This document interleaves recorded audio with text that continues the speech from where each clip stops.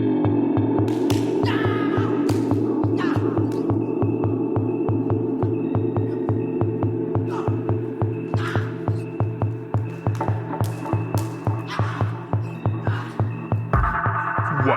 is the sound of one hand clapping? What is the sound of one fist punching? What is the sound of the IronCast? I'm your host, Charlie, the Professor S1e7. With me as always is my skinny rich friend. It's Mozz. Hey, Mozz. Welcome back. Oh, man. This series, it really grabs you in certain ways, but man, I gotta say, I do understand the criticism. I do understand a lot of the criticism this show gets, and I really do like it. It is a really great, bang up show, but every so often it just hits some real tone deaf moments and just falls flat. But let's get into the details on tonight's episode. Season 1, Episode 7. Ward's loyalty is tested. Danny discovers a rogue division, and the mysterious Bakuto visits Colleen's dojo unannounced. Directed by Farron Blackburn. Written by Ian Stokes, with, of course, Dwayne Worrell as our staff writer. Scott Buck, of course, created this whole mess. Let me think here. How did this episode open? This episode opens with Harold in his little chamber. Yeah, Harold in his little chamber, and relatively unceremoniously being removed from said chamber. Yeah. Yeah, and this does not play. Well, but this is like the first moment about the hand that I'm kind of like. So here's my basic problem with Iron Fist and the hand. Mm-hmm. In Daredevil and in the comic books, the hand is like always this quasi-mystical, magical, crazy super crime organization. Right. With immortal, magical ninja warriors and all this stuff. The demystification of the hand, which I think is really evident in this episode, really, I can see why that is sticking with people. It's like, this is what I'll say, is like, if you really are heavily invested into the comics, I can see how this episode in particular, but this series as a whole, feels kind of tacked on in the way things play out, and kind of weakens what have been institutions of the Marvel Universe. And like, so right here, when Harold is pulled out of his little chamber, we get, first off, not crazy ninja warriors. We get, a couple of Goombas, Right. We get a couple of MAGA enforcers that, might as well work for Hammerhead. There's nothing about these guys that really make you, and this is like, it's a weird aspect of this, in this idea of the hand is way too culturally diverse. For what the hand traditionally is. And granted, I can see like reasons why you might have a more culturally diverse hand. But right from the top down, that was the direction they chose to go in. I know. Diversity over sticking to what the canon says, Well, except that, and again, this is the thing. It's not even diversity. It's putting white. It's honestly, it's more whitewashing. Is it reverse diversity? Well, I mean, let me put it to you this way. From the traditional hand's perspective, it's diversity, because here they're showing, you got this Italian and this big, possibly Russian guy.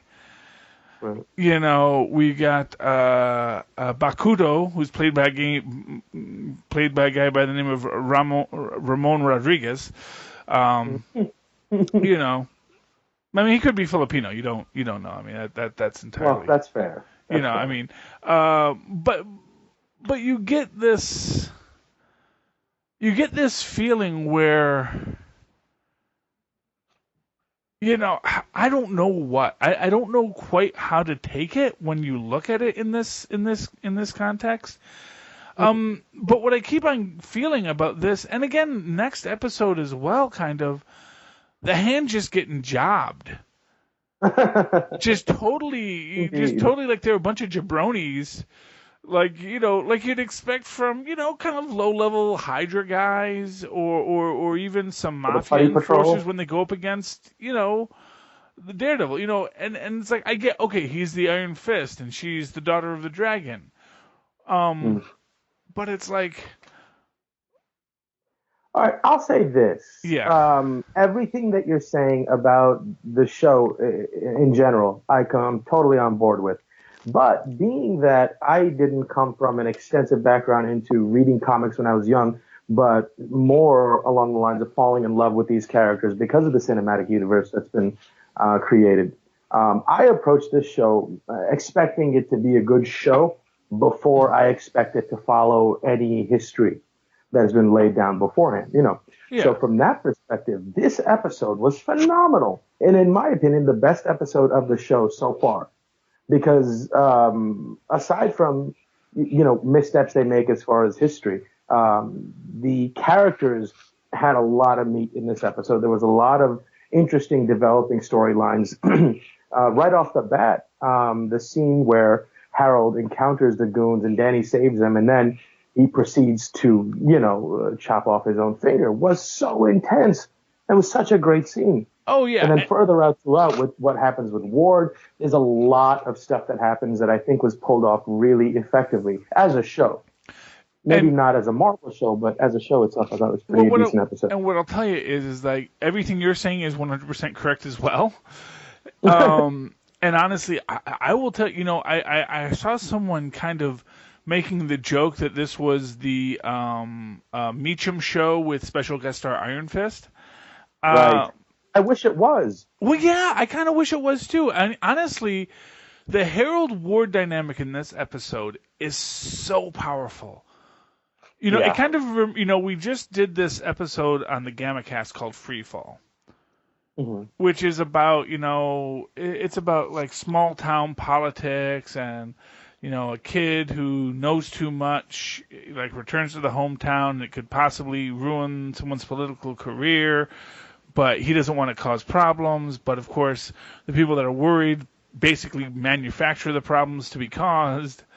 And the Hulk is kind of superfluous to the whole story.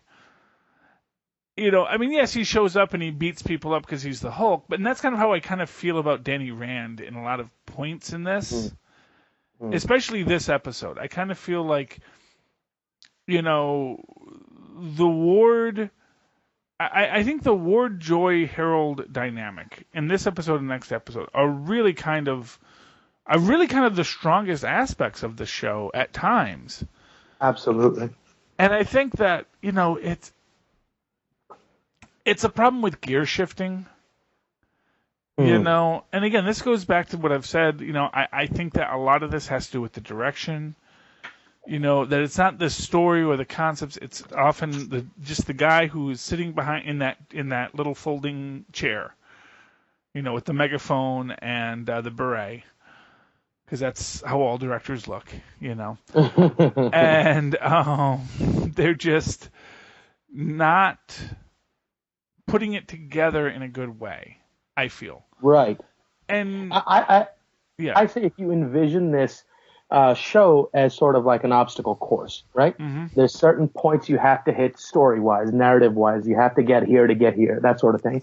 And if you envision it like an obstacle course, and then one competitor decides to find cheating, lazy ways to get from one point of the obstacle course to the next, this is how this show has progressed. They know the points they need to hit in order for the narrative to make sense for the broader Netflix Marvel universe, and they just do a lazy job of getting from point to point. Yeah. And I do think that, and I think that is the problem. I think that is the basic problem, is that, there is a lot of laziness. And I don't even want to call it laziness, because like I said, here's what I'll say: I can always find an excuse, but sometimes you got to say, you know what, we really shouldn't be looking for the excuses, because there's always an excuse for why everything went wrong. But at some point, someone should have said, hey, something's going wrong. We should probably figure out a way not to have an excuse for it. But anyway, as it progresses, so Danny beats up the guys. Harold, and then Harold proceeds to really defeat the guys. Yeah, well, I mean, Harold goes on to, so they're all dead. Right. Because Harold don't mess around, and then he chops off his finger.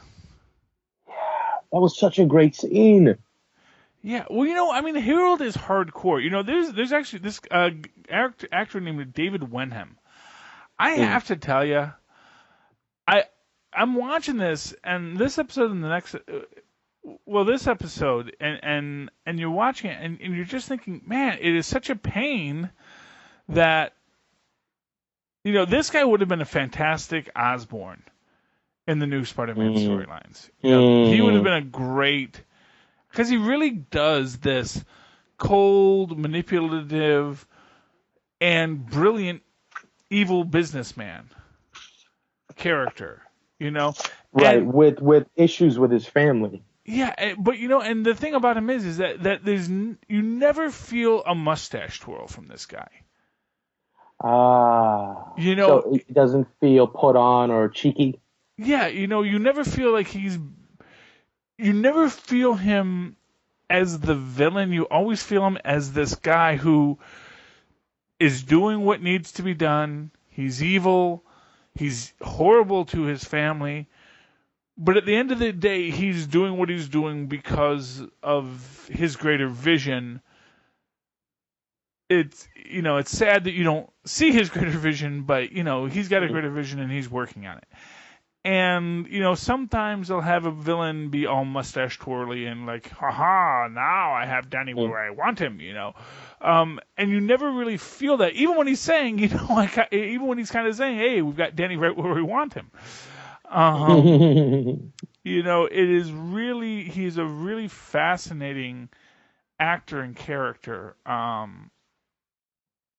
And how he explores the space is amazing. And honestly, what I have to say is, like, I think the frustrating part for this show is that Ward Harold dynamic that is real. The Ward Harold Joy dynamic is a really fascinating soap opera, but it has only the most tangential relationship to Iron Fist. I mean, literally, the only reason why it is important to the story.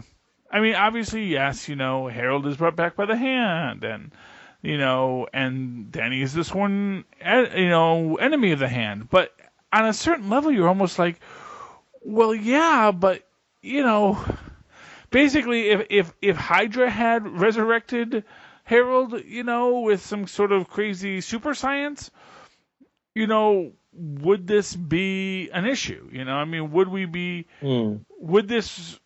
Would Iron Fist be at all interested? Yeah. But anyway, so we have this thing. Basically, the guys are dead. Danny goes back to Rand, and Ward says he'll take care of the mess. And of course, who does he? Or not Ward, but Harold says he'll take care of the mess. And he calls. Who does he call to clean up the mess? His favorite lackey. Yeah, his favorite lackey, his son. And you can see how much this stuff grates on him. Yeah. Because it is so much of you. Don't ask questions. Just do what I said. Right. And there's a great line next episode that I really like, that kind of puts the fact that that Wendell has his pseudonym as Frank N. Stein, about, you get this next episode about, and I'm gonna mess it up right now, but it's like, who's the monster and who's the creator, and the creator becomes the monster. It's very much, Harold has made the monsters in his life. And Harold has made Ward into a monster. Indeed. And it's amazing that Joy is such a powerful character when really she's the one who hasn't been influenced by Harold. When we think about Joy as this character who is, who is the businesswoman, who does get her hands dirty, who does do what needs to be done to close the deal, and is really the enforcer. It's amazing when you stop to think about, well, that's just her. That's just her as a person. That is not anything to do with how she was influenced by her father. Right. And when you look at Ward, who is this much weaker person, who is kind of just the empty vessel for Harold, you realize how much of a detriment Harold is to the people in his life. And like I said, that is like such a great dynamic in these series. But then we got to go deal with this crazy quasi-mystical kung fu storyline that, just so we can get one more character into the Defenders. Exactly. Exactly. And that is sometimes how it feels with this. It's like, well, Iron Fist, he's part of the Power Man Iron Fist team. And you know what this is basically? This is basically, if let's say DC did Netflix, and they had this really big hit called Batman, and they decided that before they do Batman and Robin, they just had to do a series called Robin. And I'll be honest with you, the only problem with that is that Robin is a way more interesting character than Danny Rand Iron Fist. For sure. I mean, although I don't know the original story in the comics, and maybe he was a far more interesting character. It's just that they did the character disservice. Well, no, you see, that's sort of my take on it. Is I actually think that I think Finn Jones really captures Iron Fist in the comics. I think that a lot of people are just upset because they never realized what a naive idiot Danny Randolph is in the comics. Oh, really?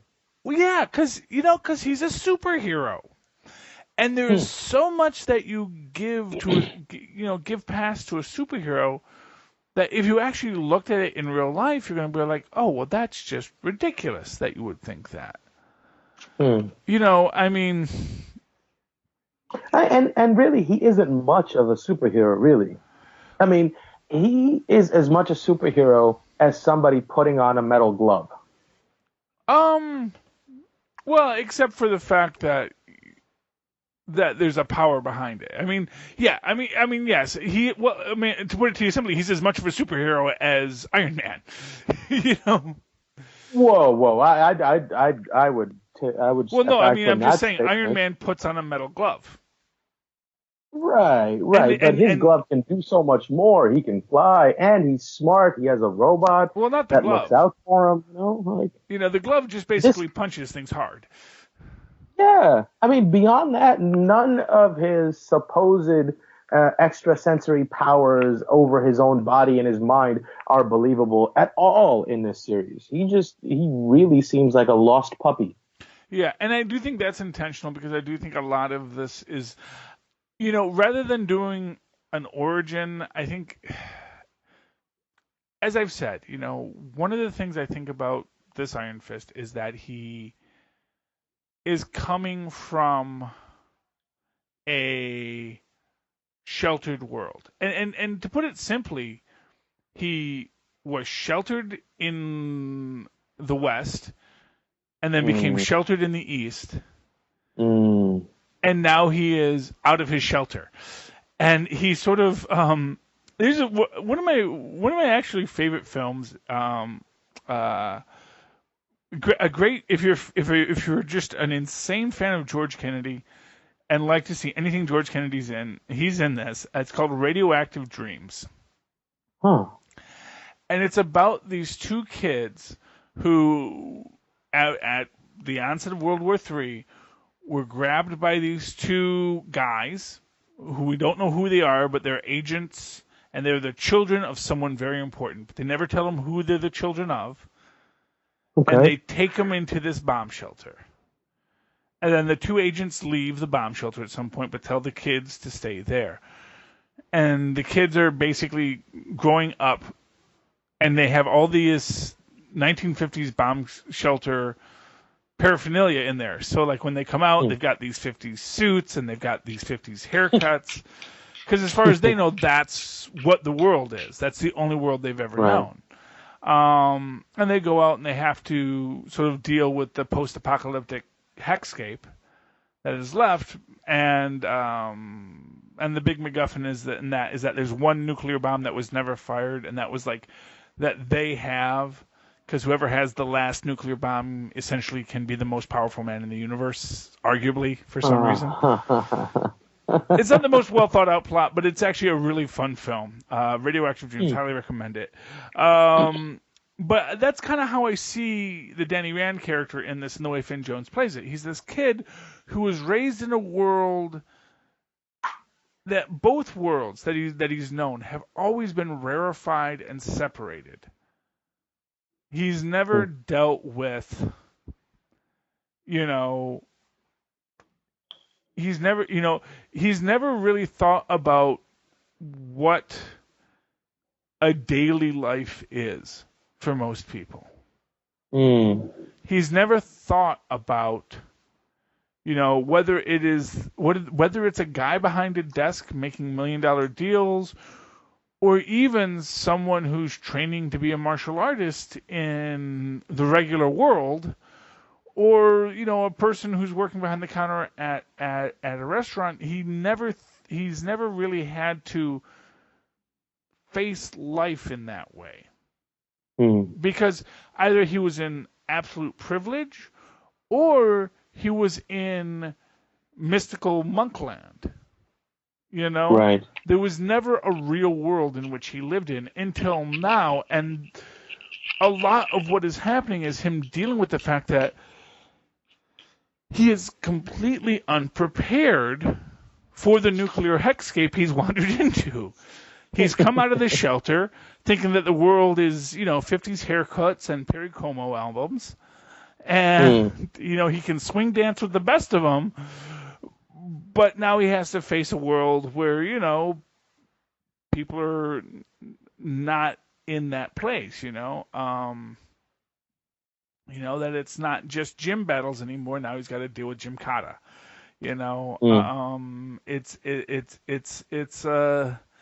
It's a stark differentiation, and I can understand the struggle that the Danny Rand character, played by Finn Jones, is going through. And I think that's a selling point. What I don't like, and again, this other quality that I think you got very heavily in this episode, is the lack of what's what I'm looking for? The lack of agency for the female characters in this episode. Oh, yeah. I think Joy is kind of just left a twist in the breeze. And then the whole thing with Colleen's boyfriend, Bakuto, coming back. What was that? Who is that guy, and what is his relationship I have to Colleen? no idea. I don't know if he's in the comics. I don't know if that's someone they added in. I don't like. No one likes him. I mean, I don't think anyone was in there. Well, this Bakudo guy, he seems like a real stabilizing influence in everyone's life. No, he was he was played. Well, not just, yes. Go ahead. Sorry. I was gonna say he was played as smarmy as physically possible. But the problem is that when you have, and it's fine you want to have a smarmy character, but when you have Colleen Wing go along with it, you totally stab that character in the back. Right, and now you question her loyalty. She's obviously loyal to this character, and she's playing Danny for a fool. But then, she does certain things where you wonder, is she really playing Danny for a fool? Is this just, bad direction, bad storytelling? Or is there something more to this? Is she really playing Danny? Because you get this wonderful tender moment between Danny and Colleen, and then boom, right away you're like, oh, let's pull the rug out from under you. She really doesn't feel anything for Danny. Yeah. She's loyal to this guy. And is she like working for the Hand? Is she following or keeping tabs on Danny? Well, that's another thing, is the fact that she jumps into bed with Danny there. Right. That felt so unearned. Uh-huh. That felt like really, I mean, I kind of felt like someone said, oh, have we had anyone have sex yet on screen? Oh, we should probably put in a scene where someone has sex. Who's available to have sex in this? I said, well, I mean, I guess technically Colleen Wing and Danny Rand they get together eventually. I guess we could just have them get together here. I was like, yeah, that sounds good. Okay. And yeah, for a lot, I mean, for some hardcore comic book fans, they might go and they, oh, yeah, no, that makes total sense to me. But again, it's like, it just seems like, okay, he just went through a harrowing trial where he nearly died. Right. And Colleen Wing is like, hey, that gets me hot, and yes, and then we get this Bakudo guy, and I mean, with him, obviously there was a relationship. I don't know if it's a romantic relationship. It could just be that she trusts him. I didn't get that she was betraying Danny. Well, by doesn't he end the situation with saying, keep doing what you're doing, or like sort of to imply, keep doing the job I've given you? Well, that's the sense I got when he leaves the conversation. Well, yeah, I guess I didn't. I'm not quite that down on Colleen on that issue. I kind of got that was like, I kind of took it as more as keep on keeping on, and she's like, and sort of watch your back with this guy, and as any ex-boyfriend would tell you about your new boyfriend, Yeah, but she turns around, she goes, oh, you're always number one to me. You know what I mean? It's like, yeah, that was weird and crazy, and again, where's it coming from? And here's the thing I'll say about it is like, we don't really get a payoff to that in the next episode. We don't get a moment where anything different happens. It just, it seems weird and put upon. Right. Do you remember that movie, The Village? Yes. Okay, remember the character, the girl who was blind? Mm-hmm. I think she's Ron Howard's daughter, right? Oh, she is? I didn't know that, but cool. I think so. And that performance by that actress was so horrible that half the time I kept wondering to myself, is she really blind? Is this like a ploy put in the movie to make us aware that she's not actually blind? Or is she really that bad of an actress? Now, I'm wondering the same thing here with Colleen. Is she truly playing him? And is she that devious and that conniving that she's able to construct this image of herself so perfectly that you wouldn't guess that she's betraying him and that she is? Or is it just really bad storytelling to inject this little nuance into the scene that causes us to question everything that she's doing? I'm going to run it up to bad storytelling. Just because so far from what I've seen from the series, that seems to be their go-to option. Yeah. So after that, Danny and Colleen because of course, so Danny meets Madame Gao, and that that scene is fantastic. So good. I know, and I mean that's the thing with this series is a roller coaster, not in a good way. I mean, it actually has some great tension and moments of great excitement, but it is it is a series where it has moments where you go, this is. There are moments that make you go, this is great, and then moments that make you go, why can't this series be as great as that moment that we had and not this series that we have, And what, there's this, I mean, because really, I think the problem with this series is that on average, it's having more bad moments than good moments. Right. And when you have more bad moments than good moments, you're averaging bad. Right. And I think the reason for that is that I think it's just coincidental that so many good, really good actors are in this show simply because they have to be, because they're part of the broader world. Mm-hmm. But the rest of the show is filled with people that are not so good. Yeah. Yeah. I mean, I think that is a great analysis of it, Mozz. I mean, that is fantastic, and that I think is it. And but the scene with Gao and Iron Fist, where basically Gao says, I know you're not here to fight us. You're just here because you don't want to be you didn't want to live the world that was set out for you. You don't really want to be the Iron Fist. I mean, you want to be the Iron Fist because that was like the one goal they had in that place, But you want to come back home and be Danny Rand. And she's like, dude, I get it, man. Who wouldn't want to be Danny Rand? Tell you what, come here, you chill. We ain't going to cause you problems. You ain't going to cause us problems. We'll make sure you got lots of money to be Danny Rand. Go. Honestly, she should have made a comment. Why don't you go, why don't you go punch the kingpin? I mean, go punch some mobsters. There's lots of them out there. Right.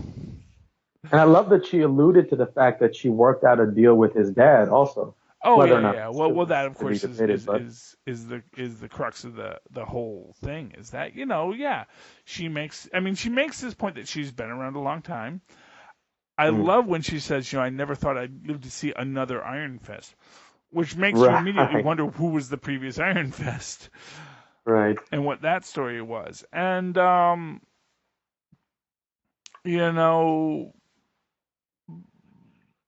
but it is very good, that whole scene when she says, Danny, I've been in Rand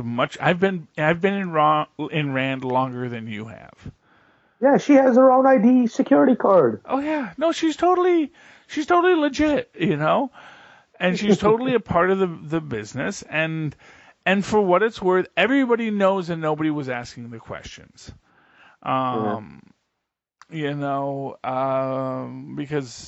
what happens next is that when Madame Gao and her men leave, Danny, follows them out, goes down the elevator, goes to the 13th floor, naturally, and eavesdrops on their little confab with the one person who works on the 13th floor. Who is, I guess, both admin assistant and senior VP of hand-rand interactions. Right. Anyway, so Danny, after Gao leaves, Danny confronts the woman, and she knows a little bit of karate, but she's no Iron Fist. Right. And he gets the computer with all the information. And of course, what does he do? He goes to the one person he can trust, Harold. How is he that blind?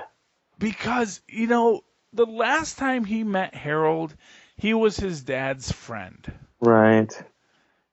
He was Uncle Harry. Yeah. Right. I guess that does carry a lot of weight. Yeah, and to him, that's who that guy is. Because he last saw him, he was a teenage kid. It's like, I mean, the only person who's ever been a jerk to him is Ward. And even he likes Ward. Right.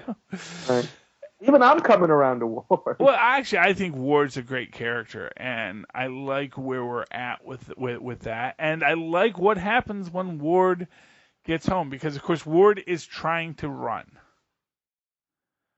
Right. and he's been Right. embezzling money, and then we see him earlier. He checks and he's got 27 million, which I guess he figures is enough, Right. and Right. then he checks it on his way to the airport, and he sees it's back down to zero. Right. It almost kind of makes me think back to in the beginning of the show when they're offering Danny $100 million to walk away. And in that moment, I wonder if there's a little part of him going, "Can I take the deal and run?" You know? Yeah, well, not for nothing. That might even been why they lowballed him so much. Because Ward's been thinking about this, man, if I just had like a third of that, I'd be Yeah. set, Yeah.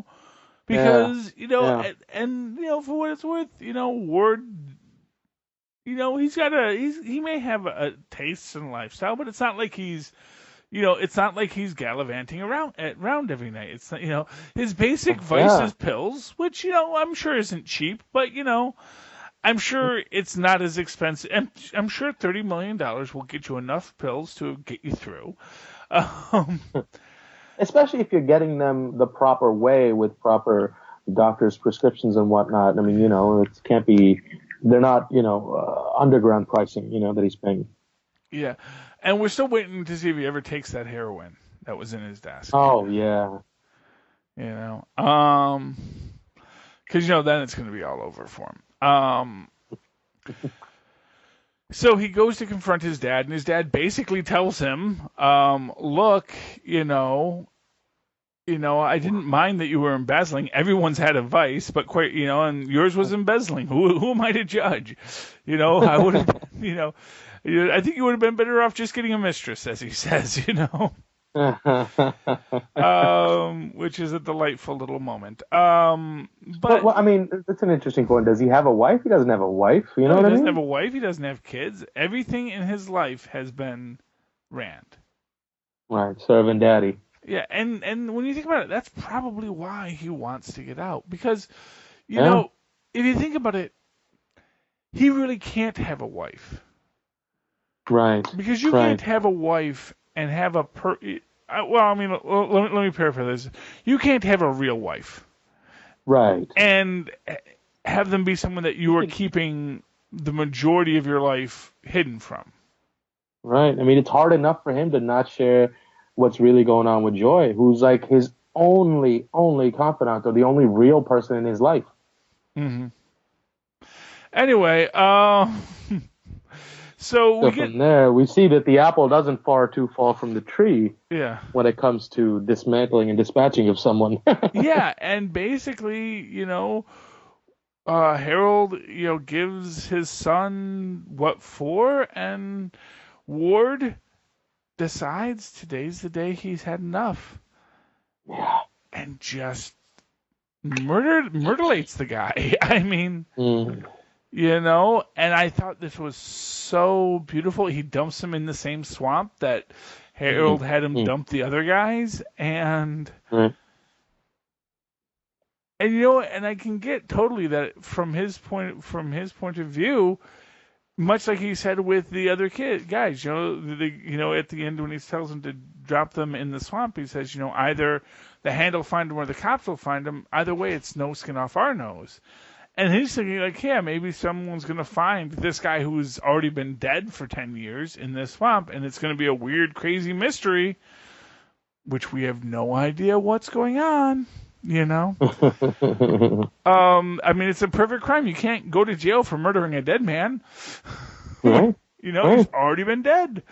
So, yeah, and that is how we end that episode. Sorry, that's not, I mean, there's actually a scene before that, again, we just completely wiped over, which is Colleen and Danny decide that if they're going to defeat the hand, because now they have, I guess, they have where the distribution is, and somehow he's able to convince the Yakuza that this incredibly stupid idea is somehow a reasonable idea. Well, and they go along with it too. But for what it's worth, it works.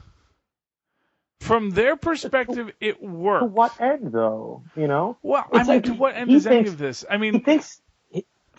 He thinks he's fighting the hand, but really he's really just fighting the pinky nail clipping. You know what I mean? He doesn't understand what the hand is, and yet he's there supposedly to destroy the hand. He's literally fighting a pinky nail. Well, I guess if you want to give a greater argument and why the Yakuza might go along with it, is that they're not fighting the hand, they're fighting Gao. Okay. And if they say Gao is the problem, maybe it's okay that we're going to fight Gao. And maybe the hand will give us a pass, because, hey, if Gao was all that great, we wouldn't have been able to smash her this easy. And for what it's worth, they smash her pretty quick and easy here. And Danny seems completely okay with indiscriminate killing of hired thugs. Well, you know what? This is a weird thing. Yeah. Well, I mean, for what it's worth, they're hired thugs of the hand, and it's kind of like when you kill when you kill a Hydra agent. Right. Even if they weren't like the worst guy in the world, they decided they were going to work for the guys who were Nazis. And there's no one with this who doesn't know who they're working for in the hand, theoretically, anyway. And so to that extent, it's an interesting take on it. The Yakuza seems to do okay. They take out what was supposed to be their central shipping facility, and they find the scientist, and he apparently now just gave them the formula. Like, I'm not, it's one of these weird things where you're like, really? I mean, he had to like physically tell them, okay, it's 1 part, chocolate milk, 3 parts vanilla milk, and then here's the thing: I take the maraschino cherry juice and mix that in. It's like, okay, that's the they needed the recipe for this. And only he had the recipe. No, I mean, granted, it's intelligent things. They had to keep him alive till he gave the recipe. But But anyway, they go. They tell her that his daughter's fine, and then he dies after he tells them he's already given them the recipe. So now they can manufacture the super drug whenever they like.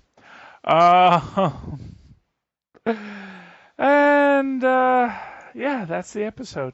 That's pretty much it. Yeah, that's pretty much it. And like I said, that demystification of the hand is frustrating. Yeah. Because, and here's what's frustrating to me about it. If this was like the first time we're really meeting the hand, and they're really playing the hand as kind of just, low-level gangsters, it's basically just a Chinese variation on the Yakuza, it'd be fine. Right. That they were they're the Yakuza, but they're the Yakuza that even the Yakuza fears, because they've got because it's said they've got some kind of crazy mystical stuff. But we've already seen the crazy mystical stuff. We've seen armies of immortal ninjas. We've seen what the hand does already. So coming into this, to me, that's what really takes away from it. Is that we're coming into this and we're like, oh yeah, ninjas. Why did it have to be ninjas? Okay. Any final thoughts on tonight's episode, Mozz? No, it's just that I thought it was probably the best episode of the show so far, and I really, really enjoyed it. And it gave me a little bit more hope than the previous 6 episodes had. Yeah, it has a lot of strengths, Yeah.